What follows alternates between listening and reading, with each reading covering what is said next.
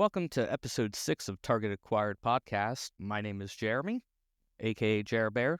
Today we're going to be discussing the Las Vegas Open, which concluded last weekend on January 19th. We're also going to be going through the different events, discussing who and what won, where we think the meta is, and any takeaways from the tournaments. Also, we're going to be going over our first look at Gladiator and giving our first impressions of him. Today, I'm going to be joined by Gary. I go by Crossroads, at events and all the socials. This is John. I go by Swooper on Discord. This is Matt. I go by Papa Booey online. And Sean. And I go by Reynolds Rap on the Discord. All right, well, let's get started. So, first up, LVO had an interesting thing this year with their formats. Sean, I know you have a little bit more details than I do on how it went down. Could you describe what it was all about? Yeah, so this year they had two main events. They ran a GT that was sponsored by AMG, and they ran their normal invitational. Frontline Gaming has been trying to get more and more support from AMG over the years, and this year is the first time that they got actual GT status added to the LVO. However, I know there was some contention around the clocks and how to manage them. So AMG would not give official support to the Invitational, which was using a death clock. And that's why they split it into two events. The GT ran on Friday, and then the Invitational ran on Saturday and Sunday. There was also a last chance qualifier that was run in conjunction with the GT on Friday, and the top 7 players from that, I believe, got to go into the Invitational on Saturday. They also kind of, out of nowhere, started yellow dice this year, I guess. Last year at Adepticon, they unveiled, blue dice, and that was the big thing, was they were supposed to be exclusive at Adepticon. Then they came out to all the GTs. I guess all the GTs this year are going to use yellow dice. I tried scouring the internet to find these things. I don't know if they're a myth or not, but people at LVO said that they got yellow dice from the GT. I'm interested to see what the color is for the symbols, because I don't know. They said it was black. Yellow and black. Okay. Yeah, I mean, if you have to pick a color, I guess that'd probably match the best with it. I couldn't see anything else really working. Still hunting through the Discords, through everything, looking for these stupid dice. I cannot, it's crazy that nobody has posted these dice. I haven't seen them anywhere. It could be just one of those rumors where they're hoping it will come true if they think hard enough on it. Several people said that they have them. I just need to see a picture of them to know that they actually exist. Right. Considering last year at Adepticon, those dice were on eBay immediately. Yeah, for $400 for a set. So I don't think they're going to sell for $400 a set, since we now know that once AMG produces a dice for quote-unquote exclusive event, they're everywhere. You know what, though? Maybe they stop making the blue ones. Maybe they cycle. I think the blue ones are probably out. Yeah. Yeah, and then our blue ones all of a sudden are going to go back up. I'm not selling mine. No, I'm not Keeping mine either. I forever. love them. Well, so do you think they'll ever officially release them just for public purchase, or do you think they'll keep it to the major events? I feel like that they haven't done it by now. They're just going to keep them for the major events, and they'll just be like, hey, this year you went and got them, so you have them. So then why not release the dice? Because you would have more purchases of those dice if you publicly sold If you them actually, versus they the just tournaments. released an updated Challenger document, and if you read the Challenger document, it is part of the official exclusive prize support for hosting a GT level event. But are they getting anything kickback-wise from these places hosting GT events? Yeah, they're selling their product, and But they'd sell the product anyways, right? I don't know. I feel like we're getting a little bit off topic. But dice are cool. I want to see the yellow dice. I look forward to seeing them at Adepticon and spending all my tickets on them, I'm sure. Sure. So, with the format situation, do you think that caused any kind of hiccups or problems for the players wanting to participate in both or participate in different tournaments that were being hosted there? Yeah, I mean, people went there, and it was capped mostly by people that were already in the Invitational. Like the GT had a few extra people, but the people were the delta of the amount of people that were in the last chance qualifier and in the Invitational. So if you took the last chance qualifier people and you added it to the Invitational people, that is the number of people that, or I'm sorry, we're in the GT. I'm rambling. The point is that they didn't draw any additional people to LVO for those events. The GT was just what people played in if they were already qualified. Other than that, there was a second event that did run on Saturday for people that were not in the Invitational. There was a timeline event that did not fire, and I have to stand on my soapbox real quick and say, people, please play timeline. It is a really fun format. I know there's a level of entry that you need 30 miles for it, but God, is it a fun format. If you haven't tried it, at least give it like one try.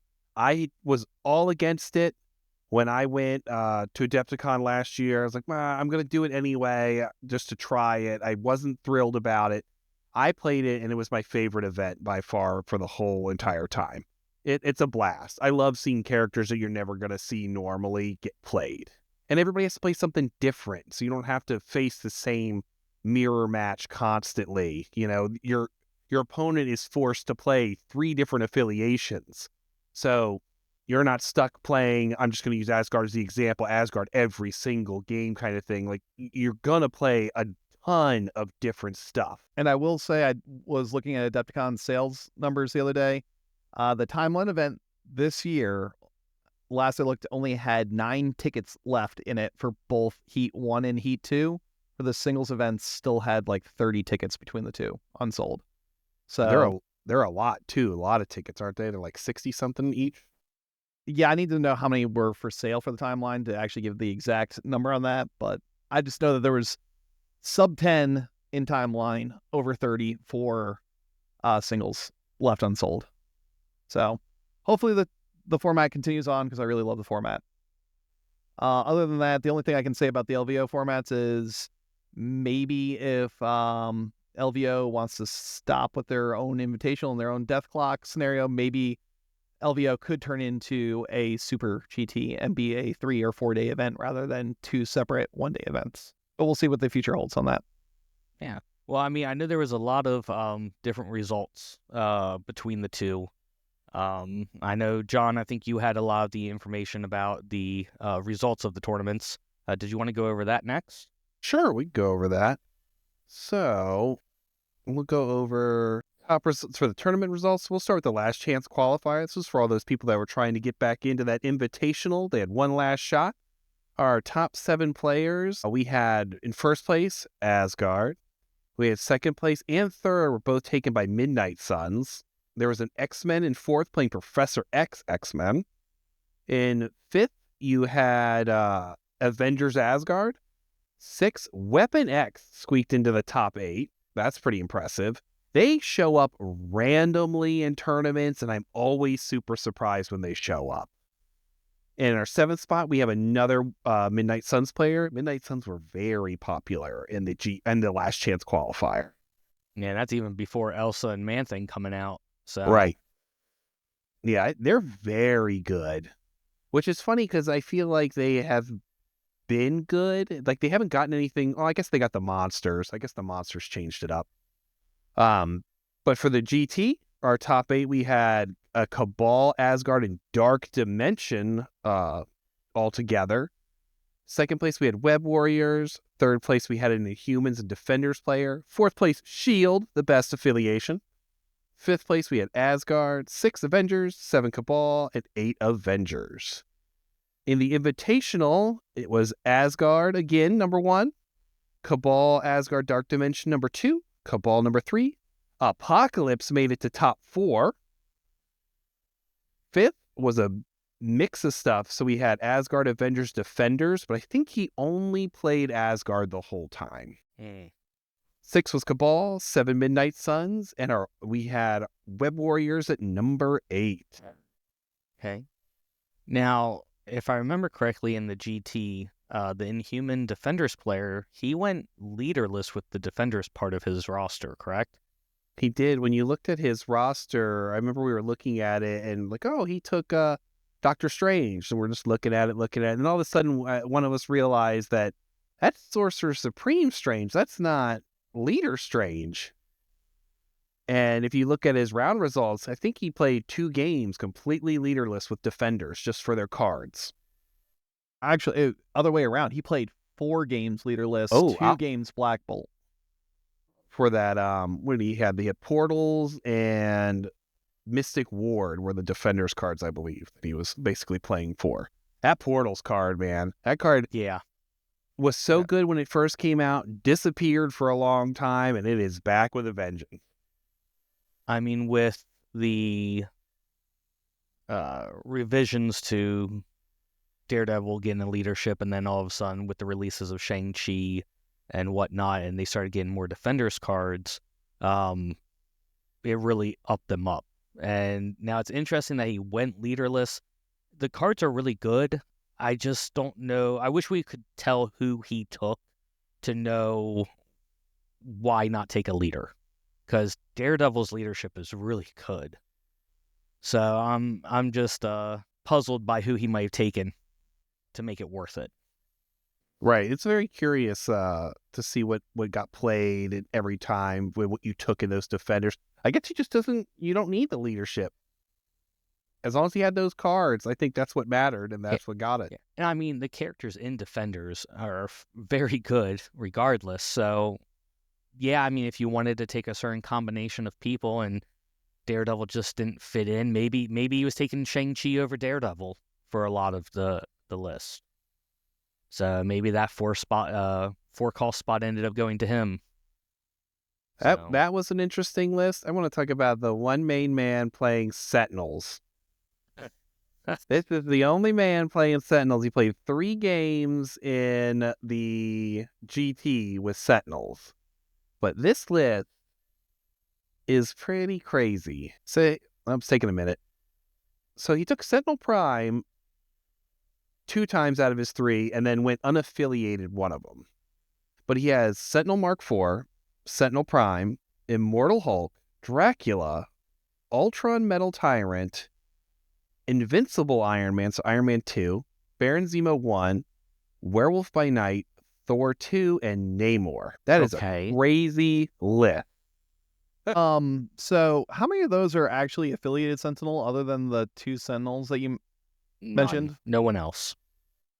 So in order to and he didn't even take both Mark IVs. He only took 1 Mark IV. So at 16, he's probably playing Immortal Hulk, Sentinel Prime, and Sentinel Mark IV. Probably he was playing 16 at one of them, and he played 18 at another. Do they have his tactics cards listed? Did he end up taking Dracula's tactics card to be able to swap in case he wanted to? Yeah, it's in there, but he never took it. Yeah, that's an interesting one. Those poor Sentinels. What place did he end up in? He dropped after a 3rd game. He ended up in 62nd. One day, John. One day. But hey, man, you brought him. All the credit to you. You showed up with them, and it wasn't, you did your best. What can you do? Put your heart into it. Right? Was there any... Obviously, we all knew Asgard was going to play very well. Was there any surprises that you guys saw that you thought... granted, the Weapon X was a surprise for the last chance qualifier for being in 6th place. I would love to see them played on the table just to see how they run. But out of everyone, there wasn't really many surprises, I thought, to where the places were. I was a little bit shocked that Servants of the Apocalypse actually did come in 4th in the Invitational. They just came in, I think, 2nd. There was a big tournament before that. And I believe, I may be wrong, but I'm pretty sure it was Chewie was playing Servants of Apocalypse. He made it, I thought, to 2nd. So they do weirdly good. I think you need so much practice with them. How many people ended up taking Apocalypse affiliation for the Invitational and the GT? Was there many people that took them? 4 in the Invitational had Servants of Apocalypse, and 2 in the GT. Not many, honestly. No, I think he's a tough one. If you're not dedicated to playing Apocalypse for some time and figuring out where those Horseman cards are going to go and who's best at what, and remembering everything that's going on because he's got a lot going on. But if you can remember that stuff, man, I bet you he must be a monster. He is tough. I've played against him a couple of times. He is hard to take down. He can take a beating, that's for sure. Yeah, and the pilot playing in the top 4 in the Invitational destroyed every single opponent he won against, but got absolutely blown out by DeLuca. 13-21 was the final score of that game. So then that would be why he got blown out too. yeah. That man's a menace on the board. I'll tell you, some of the unused for the Invitational surprised me a little bit. Well, between all of the events that happened, this is including the last chance, the team, everything, there was one faction that did not get played. Out of all the affiliations, one affiliation did not make the table. Care to guess, I bet Jeremy? it's an absolute shocker of an affiliation. Well, we know it's not Sentinels since you talked about them. That's true. It's not Sentinels. Gave it away. Go ahead, Gary. There had to be at least one. Sean? Black Order is actually a really good guess. Kind of like Black Order. Okay. Matt? We already talked about like all the other ones that I would have guessed, so I don't want to just say Black. Winter Guard. It's a good guess. That's a good guess. Convocation. That's also a good guess. Nope, you are all wrong. Black Order had 3 players between the 2 events. Winter Guard had 1 player between Close. the events. Convocation was 1, because I'm assuming the same guy played in both. The unused affiliation is New Mutants. They're just too new. Checks out. Sad. New Mutants. Rightfully so. Yeah. And, I forget they're an affiliation. I forget too. It is a shame. To be fair, one guy took Black Order on the Invitational, but he has 0 games played with them. So I'm actually surprised. Is there anyone that you would have thought would have made a appearance for the new list of characters coming out for Timeline that would have gone into New Mutants? I feel like they need something. Obviously, the leadership with Magic is rough, but it just feels like they don't have good enough characters to make it work. I'm confused at what you're asking me. So Is there anybody coming out in the future that's going to boost them? because Timeline's where we saw the new releases coming out, and I don't even think New Mutants is in Timeline, correct? No, they are not. Yeah, no, that's not a shock. There are some major characters that should come out at some point.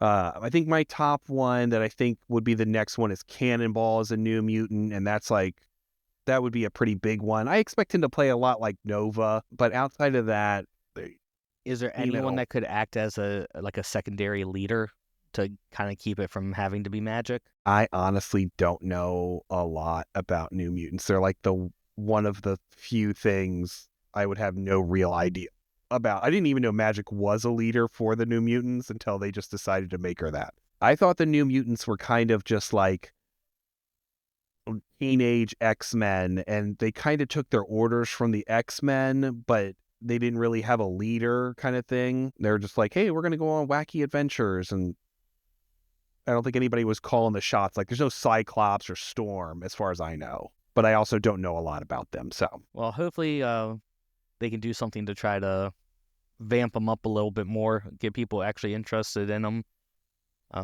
Was Phoenix ever involved with the New Mutants? Phoenix will not be a leader for the New Mutants. If that, I didn't know if she'd be a leader, or if she'd be like just in the affiliation. No, the New Mutants are like lesser known characters, and they might cross over with like X-Force and stuff like that, because Cannonball will probably cross over with X-Force. Cannonball should pretty much go everywhere, but I feel like those 2 groups have a lot of crossover. Okay. John, you have the lists of like most played character, affiliation, crisis. What were all the tops for the Well, our top affiliation for our GT was actually Avengers. 8 people for Avengers. They had 42 games with Avengers. Okay. their top characters. Do we want to guess on top characters? Who do you think was the GT top character? GT top character. All right, I'll hit it. I'll say it's probably Zemo for top character. I'm gonna go Namor. I'm gonna say Shang-Chi. Yeah, that's kind of where I was going to. Well, you guys are very, very close to the Shang-Chi. Shang-Chi was number 2 with 18 players. Namor was number 5 with 15 players, 4 of them with a time stone. And Sean with the number 1 guess, Baron Zemo at 23 players. So pretty big difference there. He's very good. It's hard to go wrong with Zemo. No, It really it's is. any affiliation you play, I feel like Zemo's a solid choice. For the Invitational, yes, that's the one I just did. For the Invitational, it's a little different. Not too much different, but it's a little different. Shang-Chi, still your number 2 guy, but tied for number 1 with Namor the Submariner. And I think Thor was number 3 for both? Yes. Thor 2 was number 3 for both. He was very, very popular. You know, I'll have to say those 3 showing up in the top does not surprise me the least little bit. Yeah, they are very, very, very good. Top affiliation for the GT was, the Invitational was Asgard. Okay. That's what was going to be my next question, is the Thor 2 being in third just because of how many Asgard were taken. I feel like he gets splashed a a lot. lot. Yeah, especially like in Cabal and stuff. You see him So a you lot in the had, lists. in the Invitational, you had 9 players playing Asgard, and you had 18 Thor 2s. So he was splashed as much as he was taken in his own affiliation. He's very, very good. This almost the exact same thing in the GT. You had 8 players playing Asgard, and you had 15 Thors. Both had the GT and the Invitational. Both had the same exact number 1 team tactics card. Brace for Brace. impact. Shock, brace for impact. And by like a lot. 50 in one of them. The next highest card was 37. 46 in one of them. Next highest card was 34. Yeah, I feel like Brace is stapled to just a lot of The lists. difference. We also had the same crisis card taken at number 1. And it is not what I thought it would be. Hammers. Yeah, that's what I feel like is usually the good one, the go-to. Hammers. Everybody loves hammers. Scrolls has jumped up in popularity. Where's my favorite Paranoia land? Paranoia 15? Oh Ooh. boy. I And love 13. Paranoia. Come on, people, play Paranoia more. It's fun. I feel tell you like- what, though, Was you De- restricted. Demons up there. Demons is number 4 on one of them, and Demons is number 3 on the other.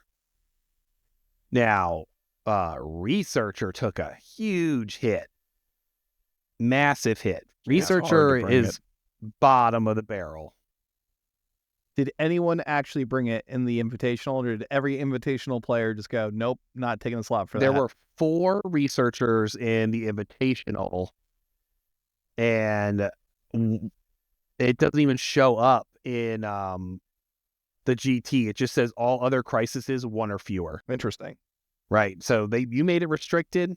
Nobody wanted it. That's a surefire way for them to I mean, I'm not pretty sure. ban, but like Yeah. really kind of make people not want to take something. Just restrict it. I'm That's fine. pretty We don't sure. need to get rid I'm of pretty it. sure restricting that was their way of banning it. Pretty much. I think another crazy thing was for all the Asgard players, if you look across, I would say a massive majority of their games, they all played Mighty Thor. Loki did not see much leadership play. He might have been on the board because we can't tell, but his leadership was not taken very often. From what I hear, Mighty Thor hits like a truck. She does. It's that spread, I guess. That's what I want. I She wonder has if that that's what it charge. is. She has a charge, and she has that AoE effect. I mean, and she has a throw, and she's, what, 8 stamina? I think so. Yeah, that's She's a lot. She's got some defensive tech on her too, doesn't she? Rerolls on physical and energy, I believe. Yeah. So That has to be like within a distance, though. Isn't that her leadership, or is that No, something no, different? that's her. She has a reactive ability for that. If Okay. she be worthy. I think it's 2 power, and she gets to re-roll everything. I think it includes skulls. I do not have her card in front of me. No skulls, but it's any, which is It is any. sick. Yeah, all of the top players that were playing Asgard, it was just Mighty Thor the whole time. I have a feeling she's going to be more prevalent here in the near future with Elsa. I think she's going to get splashed heavily into Midnight. Okay. It's a cute play. I mean, potentially 3 damage on surrounding people. Yeah, just keep in Her. mind it's 3 damage on all characters within Yeah. 2. Just don't put your people near them. You'll be fine. Or you take Metal Tyrant and you have his little drones go up there and insta blow him up, and now you have another damage coming in. So now that's 4 damage on everybody. Yeah, but you're There you talking go. about 10 threat and splash characters in Midnight Suns that you need to counteract in order to stay affiliated. 19, 20 points, you'll be fine. Well, I guess if you are playing, like, if you're stuck at, like, Gamma and everybody's down the middle, might not be horrible. Yeah. You might catch somebody by surprise. I think once you get to, like, a higher level, then it might not work as well. But I definitely think you can catch somebody out with it and just nuke their team and be like, oops, Oops, 4 damage. that's unfortunate. There's half your health.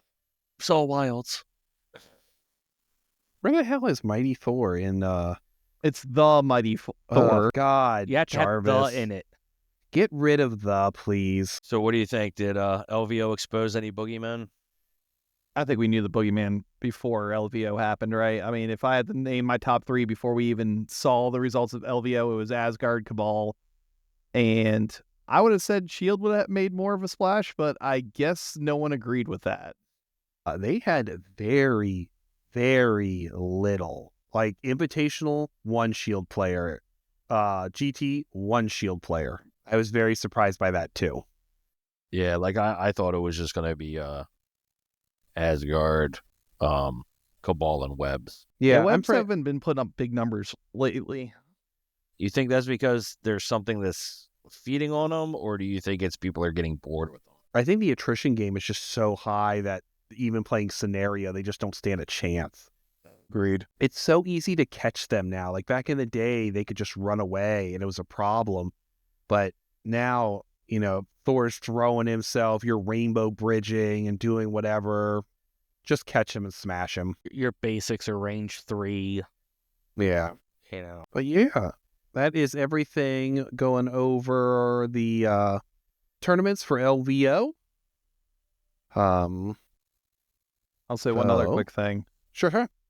How the money has fallen, Wakanda, I don't think they won a game. That's rough. Wakanda was a menace. They were when a came menace, out. and man, did they fall. Yeah. In the Invitational, there's only 1 player playing them, and he dropped after losing his first game. I think advanced R&D hurt them bad. Yeah. There were more Dormammu players. Than Wakanda. There was That's more amazing. Dormammu games than Wakanda games in the GT. Same thing in the Invitational. Credit to everybody that takes him. Like, I would love to know what your crazy plan is that works with him, that makes him, like, playable. I know I'd DeLuca love to didn't see play that. him in either GT or the Invitational, but he played him on Intrusions at Everwinter, and I don't know why. I want to That's see narrative. that. I want to see that game. I want to watch that game and see what happened.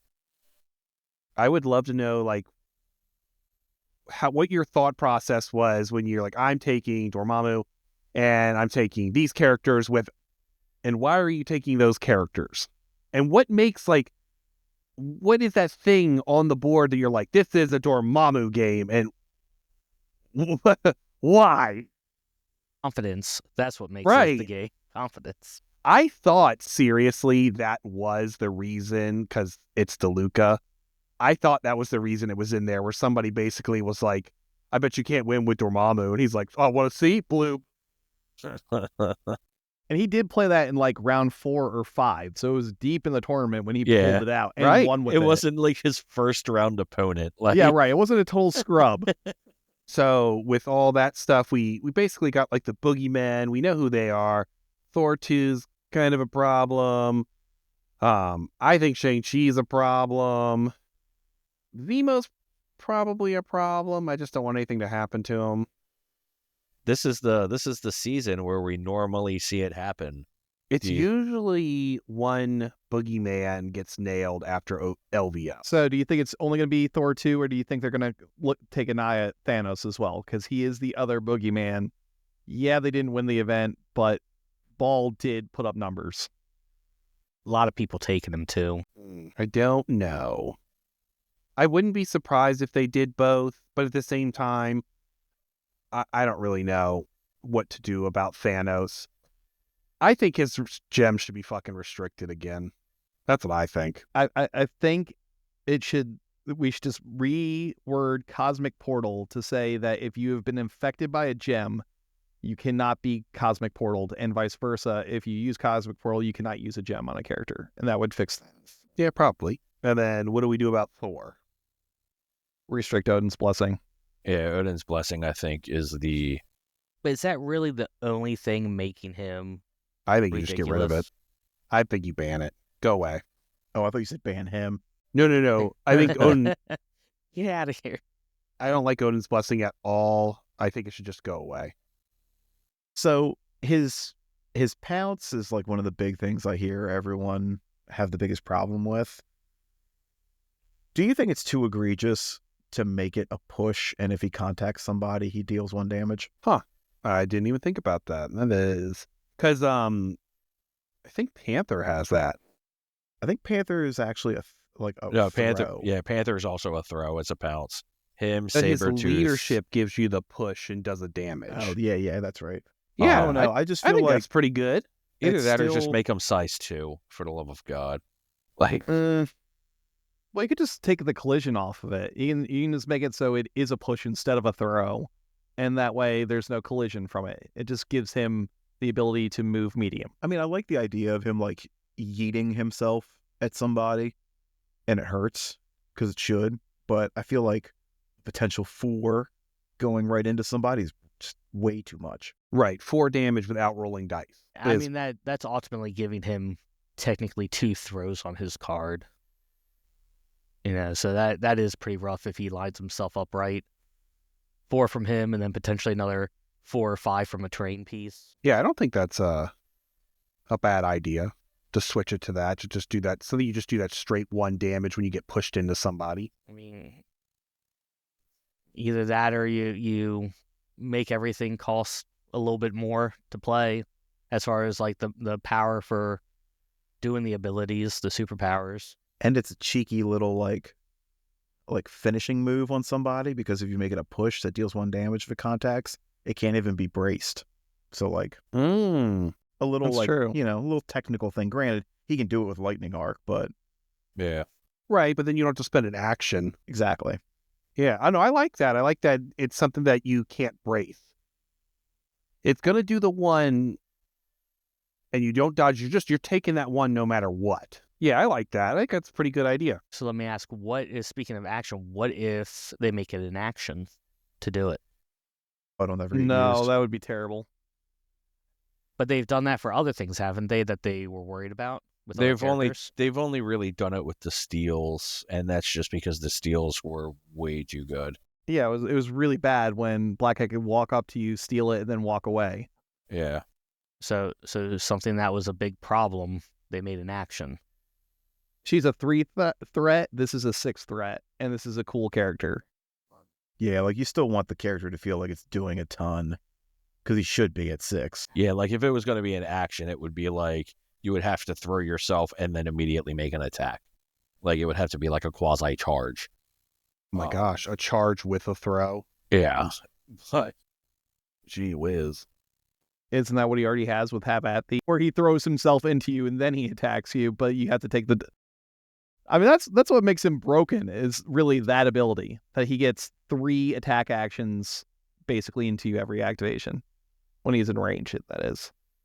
that, and then when you go to kill him and you finally spike into him, you just get Odin's Blessing, and it feels bad.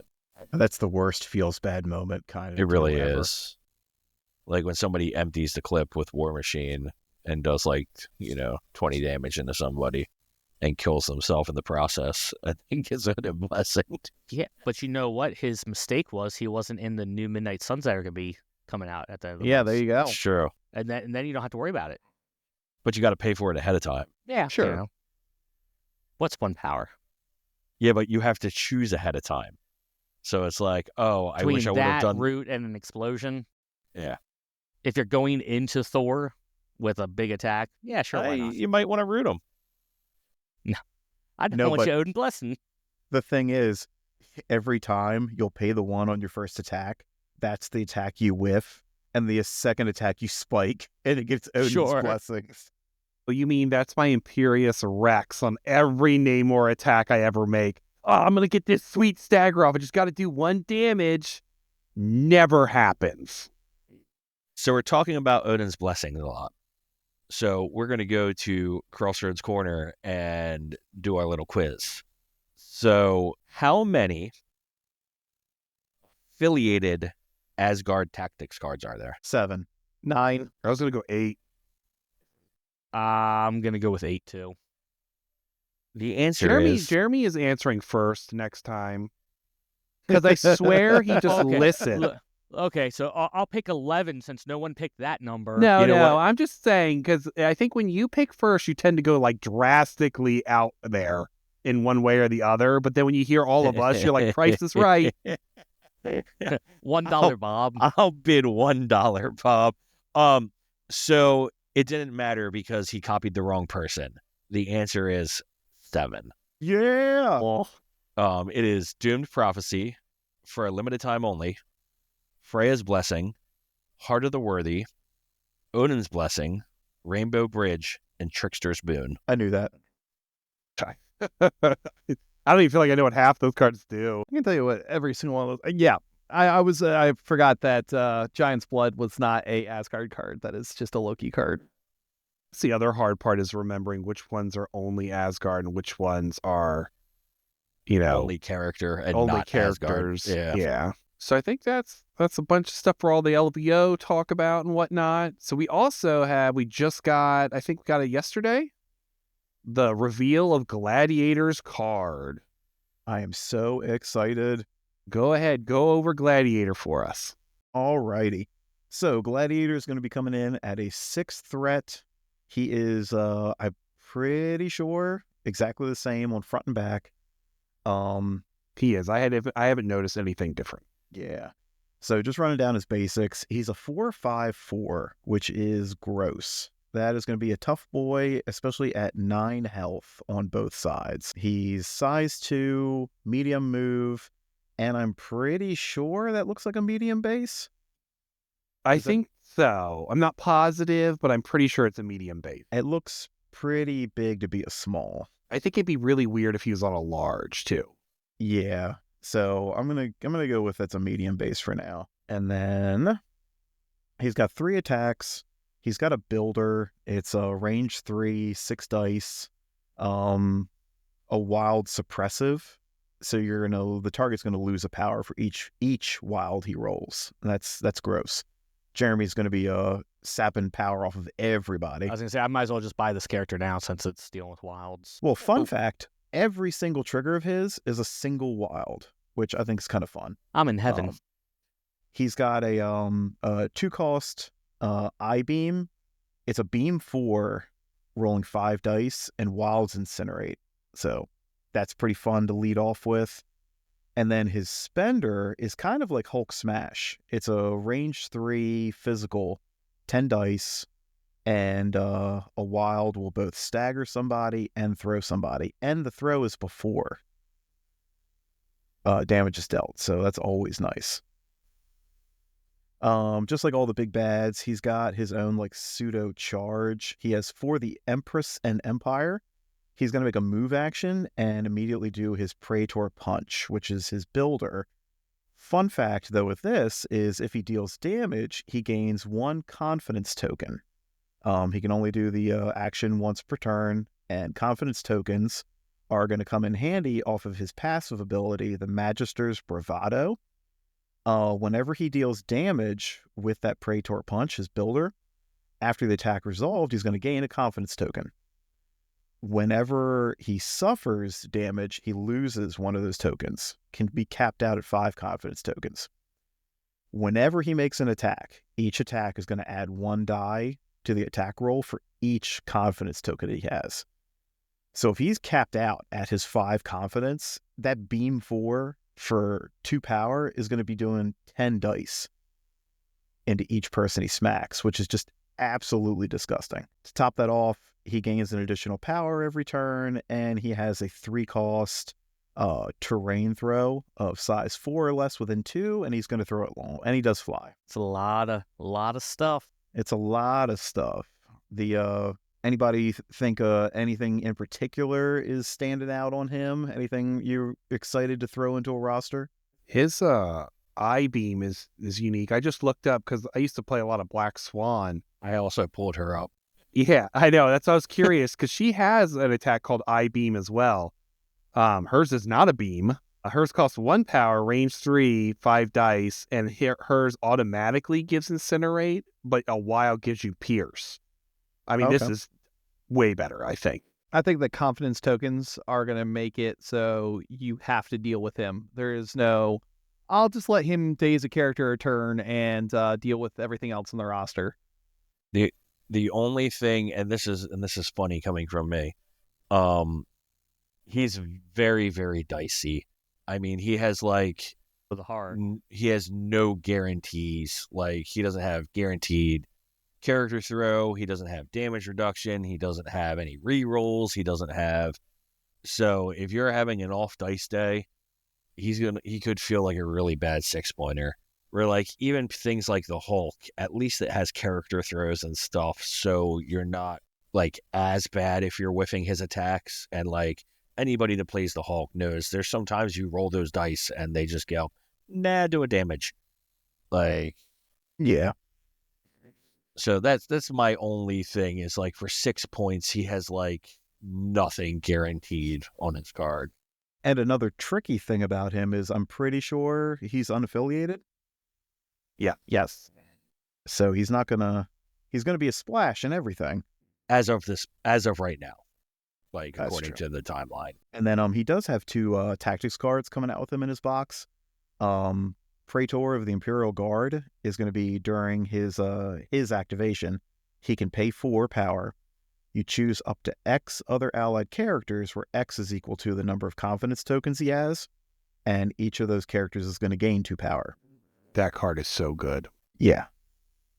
Because, especially if you use it at the end of his activation, realistically, you can be looking at 3-ish confidence tokens pretty easily. The crazy part about it is there's no range. Yes.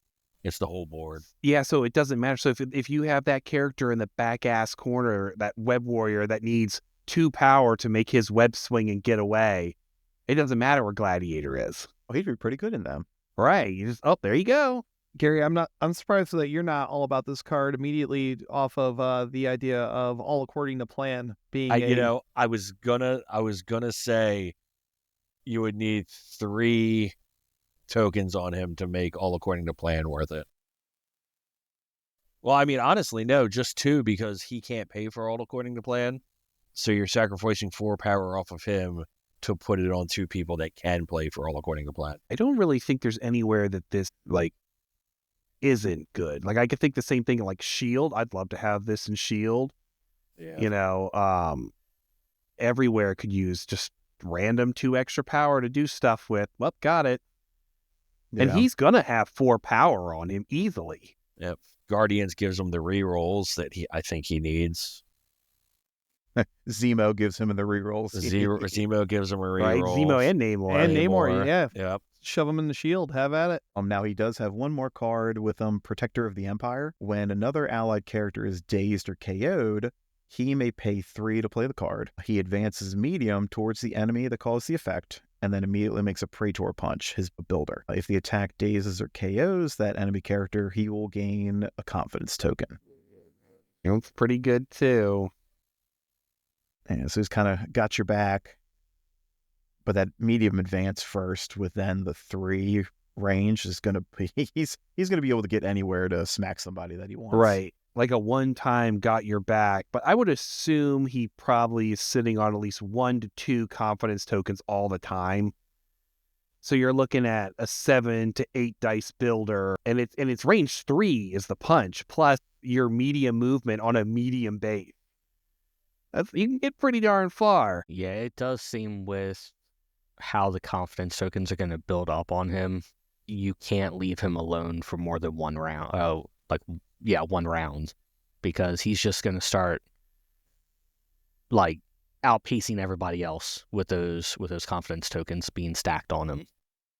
I'm pretty sure when you play into him, though, you're just playing to just down him as quick as possible. Yeah.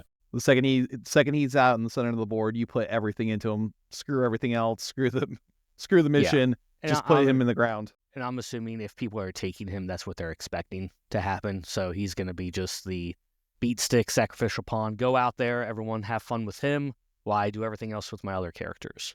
So with him, he only gets the confidence tokens from the Praetor punch. Are you Yes. just not I-beaming and Magister's mighting? Are you just Praetoring punching until you get to that 5, and then it's like, well, now I'm going to I-beam? I feel situational. Yeah, I think I-beam, like, if they put a bunch of people in a line, you're I-beaming. I think him and Crimson Dynamo with soup. So I know it's a little expensive, but I mean, granted, one more cost versus Domino, but him and Nova together. I mean, this is where I was going with brutal. With Timeline. I was going to throw him in with my Guardians. Absolutely. Yeah. For Timeline, that's a great fit. Yeah, Or I think- even in, well, I don't know what King Black Bolt's going to look like yet. Yeah, there's a lot. A lot of unknowns still on the way. Is this the highest health 6 cost character that we've had so far? No, Thor is at 9 and freaking Hulk is 20. It's 20.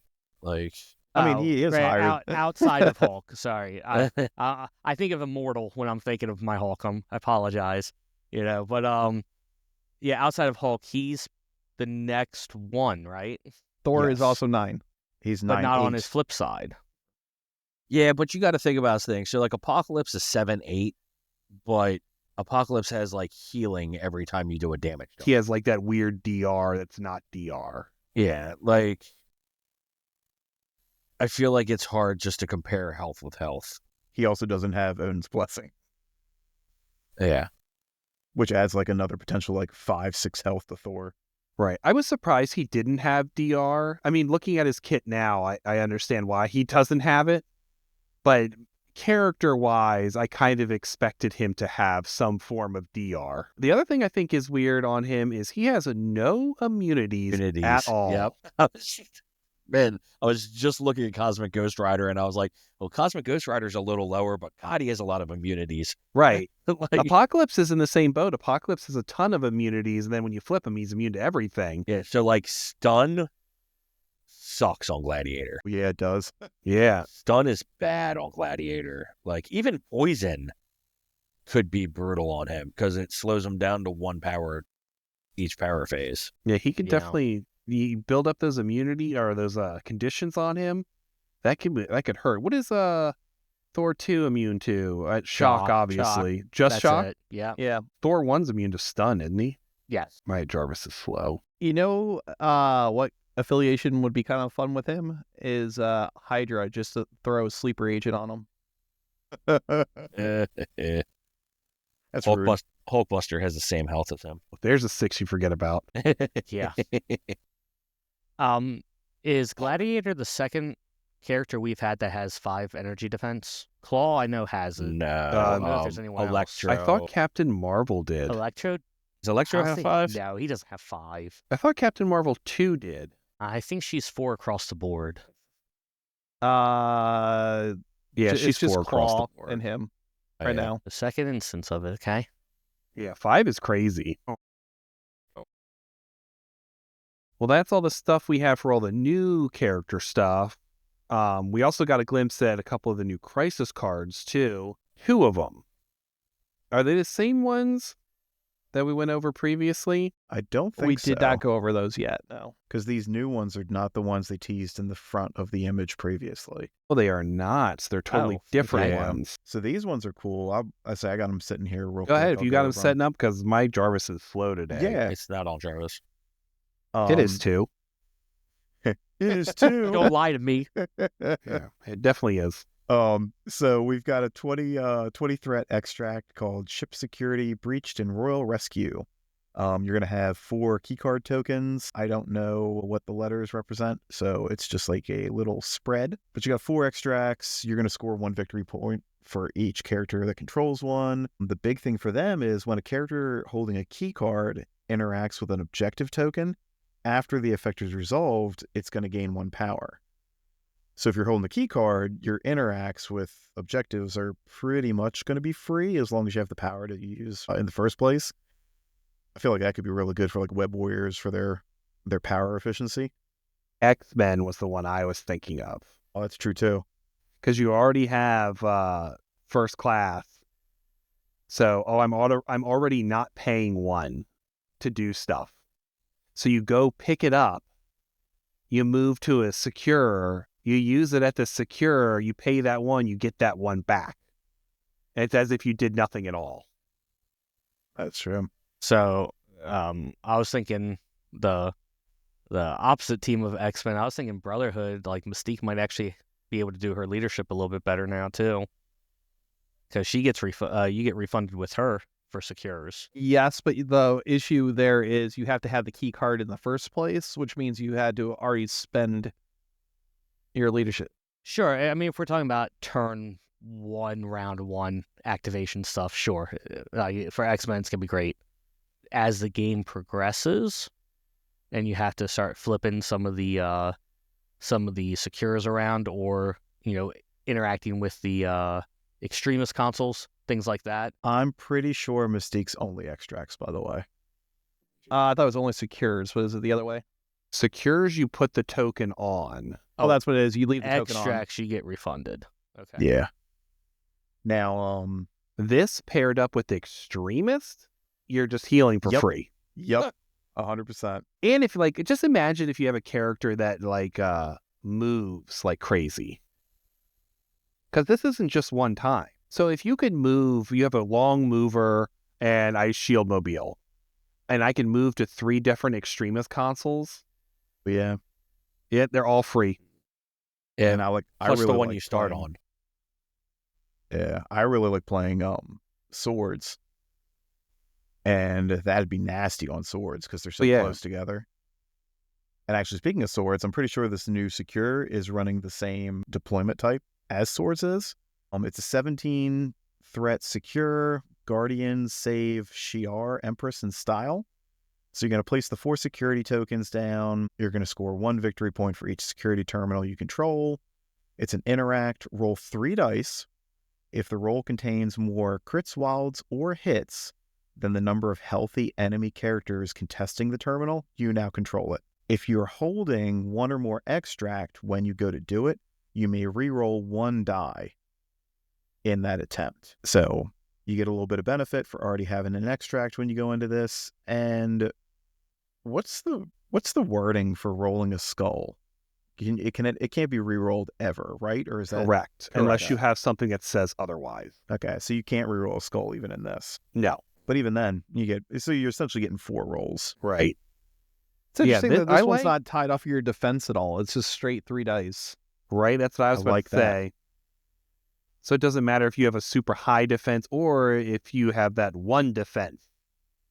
You're rolling the same amount no matter what. I think the other thing to take away from these new ones is that we have changed the wording on secures. At least this is the first time I've noticed it change. You mean point of interest? Correct. So for that one, it's called point of interest. If you go to Mayor Fisk, the witnesses are called targets of opportunity. And we've seen in like previous characters that when it comes to, it mostly happens with extracts because you have assets and civilians. Yeah. Some people interact with civilians differently. Some people interact with assets differently, but there hasn't been anything yet for secures. It's always just said secures, basically. So I'm wondering if that is a future thing on the way, that I interact or I get something special against points of interest and not targets of opportunity. Granted, I think there's only one target of opportunity. I wouldn't be surprised if another extract that they haven't shown yet interacts with points of interest, because they seem to all kind of like play along with each other. Right. So there's another one. What is the scientific samples found in Discovered Universe? I think that was teased in the front of a previous image. I don't have that one up. Okay. That one's showing as a 17. 17 with a D shape. This is an extract for 4 sample tokens, and the D is that diamond pattern. You score a victory point. Each character is controlling or holding a sample during the cleanup phase. You interact to pick up the sample. You can only hold one, so can't hold a whole bunch of them like hammers. Once per turn, when a character holding a sample rolls a dice after the effect is resolved, if the roll contains 1 or more skull results, that character gains 1 power. Additionally, in the cleanup phase, if all of the players' characters holding extract tokens are within 2 of 1 or more secure objective tokens, you score an extra victory point. That's cool. Yeah, that's basically saying, like, you can't just take the extracts and run. Right, I like that. I like the ones that give you... It's almost like pummels in a way, where I really like pummel. Yeah. And this is kind of the same thing, where you have to be near something to get that extra victory point to try to put yourself over the top, or you're behind and you need to catch up. This is the way to do it. Yep. And this one's really easy to deny that 1 victory point, because every character you have that's holding an extract has to be within 2. So you just push them off. So all you gotta do is move one of them. That's true. So I think Dr. Voodoo is going to love this card because he already gets a power from rolling a skull. So now he's going to be getting 2 every time he does. Yeah, Doctor Strange does the same thing, right? His is shields. It's shields. Never mind. Yeah. Beast of skulls. There you go. The 2 guys are going to be loving it. You know, the Beast made a huge representation at LVO this year. Maybe they know something. I know, right? He's like, what, top 10 characters? Try to remember. Shuri skulls? I think Mysterio is blank. Well, that's a really good one. She might be shields too. Let me check. Beast was, I was way off on top 10. Oops. But Beast still made a lot. Like, I mean, for a character I don't see very often, he was 22, but he was taken by 6 people in the Invitational, and then in the GT, of course, I'm having a moment. Oh, maybe he wasn't taking that much in the GT. Right. Misinformation. Yep. Shuri does get a power from skulls. So I found it. Beast was 11th in the GT, so he was taking more in the GT. Wow. 8 people took Beast. He was like 11, right under Bullseye and Luke Cage. It's pretty big representation.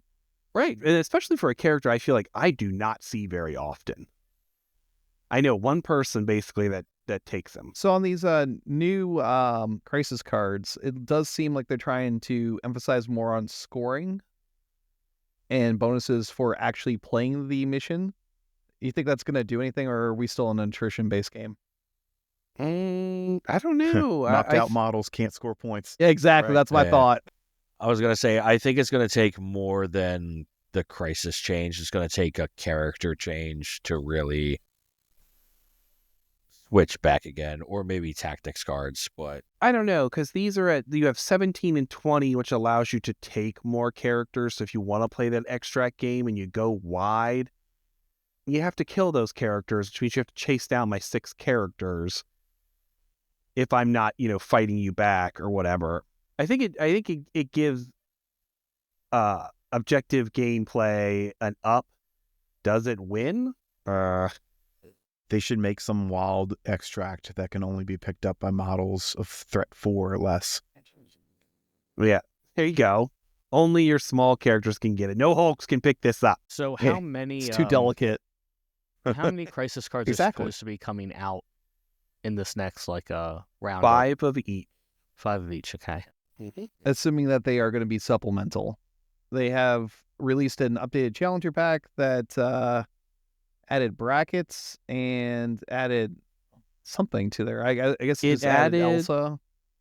It added new, well, the challenger thing is for the tournament stuff. That added the new way to end game. Right. If the clock expires, both players now get 15 minutes to finish the game. But still, there's no onus on actually using the 15 minutes equally, which is the weird thing about that to me. I feel like each player should get 7 minutes and 30 seconds. But no, one person can just go in the tank. Without using a clock, how are you going to dictate that? Right, exactly. And that's the problem, is there's no clock. Now, I mean, in reality, though, if everybody knows there's 15 minutes left and your player starts like slow rolling, hey, Well, judge. The judge is supposed to come over and tell you that the round has ended and you have 15 minutes to conclude the game. Yeah. And I mean, at that point, how many people are going to be left playing the game? Because the games that I know we've all played pretty much get done within that time limit. I think it just depends on where you're at in the round. So it's finished at that time limit. You finish your round. If that round goes above 15 minutes, that's when you just cut it off right then and there. So if you still have all your characters left or something complicated like is going on, maybe you make it past that 15-minute mark because you have to activate everybody.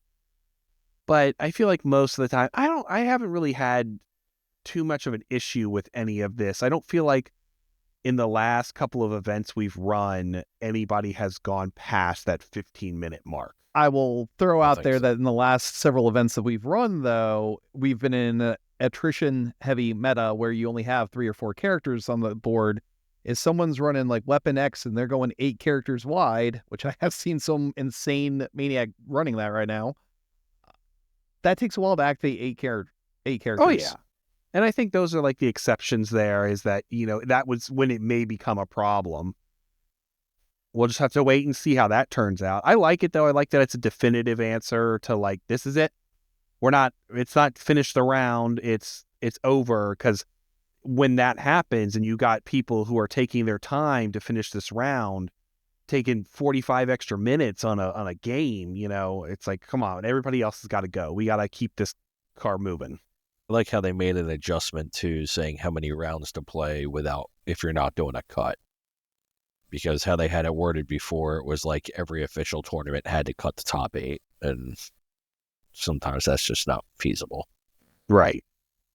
It basically has made all of our tournaments from now on 5 rounds. Yep. Anything over 32 17. players. Well, with that, so we got Gladiator, who was added to Timeline. I'm sure he's going to make a huge appearance in Timeline. I think everybody will probably be taking him. But we still do have some characters that are on the Timeline list that we haven't even seen yet. So we've seen the renderings way back at Mini Stravaganza. But outside of that, we haven't heard anything or seen anything. So we still have 3 missing characters. All Brotherhood. Avalanche, Exodus, and Lady Mastermind haven't even been seen. Do we think they make it in time for Adepticon? So I'm hoping that they do, because the whole point of the Timeline format is it's supposed to be complete when Adepticon runs. Is a little bit concerning, though. We haven't had any press releases on any of these 3, and Gladiator and the what is the Inhumans box called? The Royal Court? Something like Yeah, that. Something whatever like it is. that has been announced, with the date of release being 2 weeks before Adepticon. So what would the release date be for this box? week of. The week of? Wasn't You there can buy it something at that was? Adepticon? Wasn't there something that came out at Adepticon last year that if you like bought it there and painted it, you could use it? No, that No. was Legion did that. Okay. Legion had one year the Duneback came out, and you had to buy them and paint them in your room in order to play them. That's rough. Yeah, it was crazy. Was anybody on the Timeline list last year that wasn't at Adepticon? No. They added, the first thing they got added to the Timeline last year was when, because we thought the Timeline wouldn't change. We thought it was set, and when you got new characters, it wouldn't change. That's when the Spider Foes box came out, and they were the first ones added to the Timeline. Okay. But no, we didn't have anybody that was initially on there that we couldn't play. It's rough because saying that, the Black Bolt and the new Inhumans are going to be out 2 weeks before Adepticon, and we're most likely going to see their cards next. And I can't see them doing a double release. I Or don't maybe, see it either. you know what? Maybe, when does Gladiator come out? The same time as the Inhuman box. That's 3 boxes in one weekend. I don't think that's going to happen. There's no releases in February right now, so maybe it's just like, hey, surprise, love is in the air. I don't know. You think, yeah, but then they'd have to release before the cards that are already spoiled. Correct. It would be a very weird release order for them. That's why I said it would have to be a complete surprise. I hope they come out because I was really planning on taking Brotherhood as one of my pipeline people. I want to play Avalanche. Yeah, that would suck. So speaking of like affiliation boxes with Inhumans, are they going to finish up any of the old like affiliation characters for some of these back affiliations? Like A-Force doesn't have a box yet. Are they going to just forego doing anyone else's affiliation boxes from the old stuff? I don't know. I'm sure they'll come out at some point. You'll get an affiliation box for everyone because they made the affiliation boxes because stores were essentially like complaining that the small boxes, they're just taking up too much space. Mm-hmm. So we need to condense that down. So by doubling up all those boxes, you're cutting it down so that way there's more room for more product. So I'm sure it'll come out eventually especially for older models, because that's what it seems to be a lot of them. I think some affiliations are going to be a little more difficult though, because perfect example, A-Force. A-Force is a lot of characters that are in other affiliations that I can see those characters being in other affiliation boxes before they're in an A-Force box. I don't know, because you have She-Hulk would obviously be the number one that goes in there. You put Spider-Woman in there because you're probably not going to put her in any of the other affiliation box. You put Wasp in there. She's not going anywhere else. And you pick one other rando like Miss Marvel because she's not going to go in the Inhumans box. I feel like Miss Marvel has to be paired with Carol, though. Well, Carol 1 is in the Avengers box because it's all the people from the first core set. Yeah, I think Miss Marvel would be a good choice to put in there for a low-cost character. Something like that. Some random chick model. Because the only other one I could think of that wouldn't be in another box would be Angela. But that's a lot of points in a box. Right. Sure, Gwenpool, I don't think any of the newer characters would be shoved into a box, but Gwenpool's another good example to throw in there. Squirrel Girl. Throw Squirrel Girl and Gwenpool in there. Yeah. Well, there you go. Yeah, there you go. And She-Hulk and Wasp. Yeah, I was going to say, because Spider-Woman I could see going in a Hydra or a Shield or... Yeah, but there's so many better options for Hydra and for Shield. Yeah. She's okay in webs, but it's situational as well. Right. There's always, I feel like there's better options for all the other affiliations she's in to put them somewhere else where it's just put her in A-Force. A super expensive affiliation box, they give you more than 4 characters. They're like, here's just the people we wanted for A-Force to go. Buy them, please. Yeah, that box is not going to sell. Right. And I mean, there's 8 characters in this box. Buy it, damn it. There's some affiliations that just, I think, can't. Like Sentinels, I don't think you're going to make an affiliation box until they get new characters. Because you're not going to put Prime and 2 Sentinels. Yeah. The whole affiliation, one box.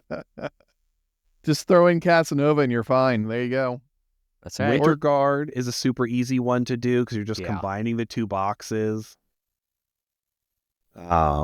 You'll have Avengers A, Avengers B, Avengers C.